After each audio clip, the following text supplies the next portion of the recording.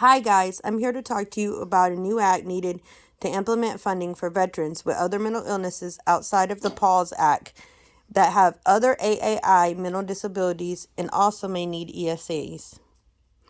My name is Marshall Pertilla, and I am a people's advocate, and I live in Pensacola, Florida, surrounded by 5 military bases. I get to see all the ins and outs, the good and bad, and what our veterans are going through every day. In order to support them and their mental illnesses, healthcare providers have a whole set of tools, but yet they're not able to use them because they're not getting the funding that they needed to back them. We are leaving families with a giant hole in their heart and pretending that we're solving a problem. The problem is that we're not solving it at all.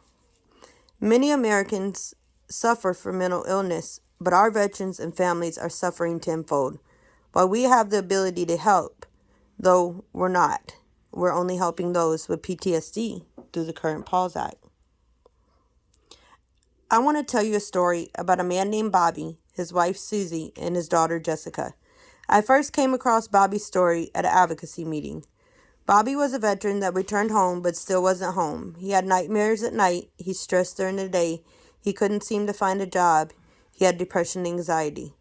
In turn, his daughter Jessica also then suffered from the depression and anxiety from the stress that her dad was carrying. His wife Susie also soon became depressed. From the lack of money for bills and the difficulties they were going through, the whole family was now diagnosed with chronic depression.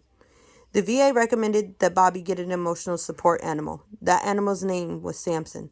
Samson changed his life. He helped Bobby's depression so Bobby could find a job, helped Bobby's wife's depression and soothing her when she was stressed, and reduced Jessica's depression and anxiety as well. Things started to turn for the best for Bobby. Bobby found employment and everything was okay. Now Jessica and Susie had their dad and husband back. The thing about that, though, was he didn't qualify for funding for the ESA. He was lucky. His family came in and helped him out.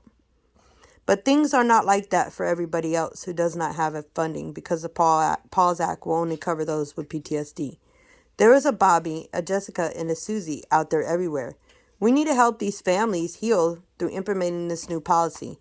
And the only way to do that is to extend the funding and end the suffering these families are going through.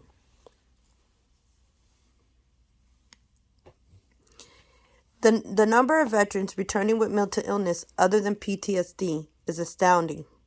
According to the National Institute of Mental Health, nearly 1 in 5 U.S. adults live with mental illness. 46.6 million in 2017, and more than 1.7 million are veterans alone receiving treatment at a VA mental health specialty program. That was in the year 2018. Those numbers are getting bigger. And now, as you can see, mental illness is extending to the families due to things such as depression. Why is it that we're only providing funding for those in the current law under the PAWS program for those with PTSD?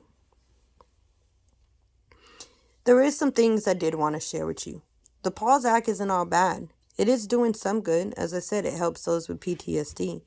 It helps eligible veterans who are enrolled in the VA healthcare system, have been evaluated and treated for post-traumatic stress disorder, and is diagnosed to still have PTSD.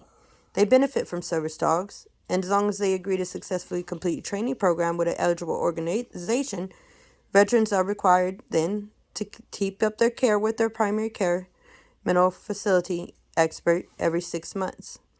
And that was determined by the 117th Congress Court in 2022. But what about those suffering from things like depression, anxiety, schizophrenia? We're failing to protect their interests when they have never failed to put their lives on the line for us.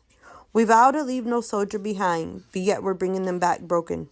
We're bringing them home with illness caused by their commitment to service this country. We must act to protect them through a new and improved legislator. There are a lot of key stakeholders when it comes to implementing this new act. Some for, some without, but I can only tell you what I know. There's a lot of taxpayers that are concerned. We're already spending so much money in the VA. Did they ever think that they could decrease the amount we're spending on mental health care by improving these veterans' health care and their families through AAI? That we could reduce the disability claims for those that cannot work by improving their mental health? Could not we use that money to implement such a funding program and maybe even save some more too? What about the military vets? They care. They struggle to reintegrate into society. They struggle to hold jobs. This funding will increase their ability to get jobs, to have a better quality of life, and to become successful returning soldiers and members of the community.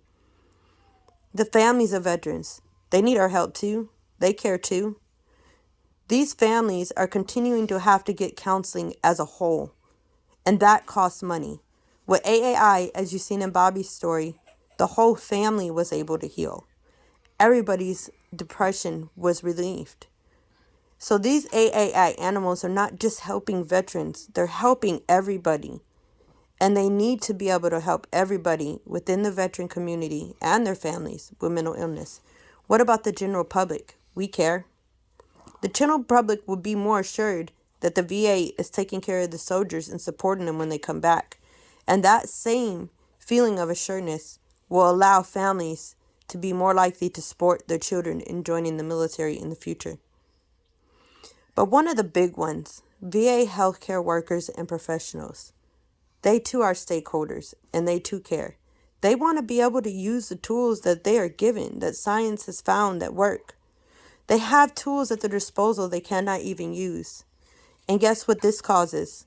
It just doesn't cause the veteran to not be able to receive relief. It causes stress upon the doctors and the nurses and the staff. And stress leads to more depression, which leads to more insurance claims, even by employees in the Veterans Administration. Allowing them to really do their jobs and to be able to use the tools they have by implementing funding so that these members of the veteran community could have service animals to help improve their mental illness would not just be helping them, but it'd be helping their healthcare providers as well. Let's bring the veterans and their families home with tools they need. Remember, y'all, there's a Bobby, a Susie, and a Jessica who get turned down for AAI service animals everywhere and every day because there's no VA funding to help them. Let's extend funding to the VA. Let's implement more than just the PAWS Act and approve this new program that will leave no veteran behind or lost when he comes home. Thank you for listening to me, and y'all have a nice day. If you choose to help vote towards this funding, you can vote on the new funding bill of 2022 for veteran mental illness and AAI. Have a nice day.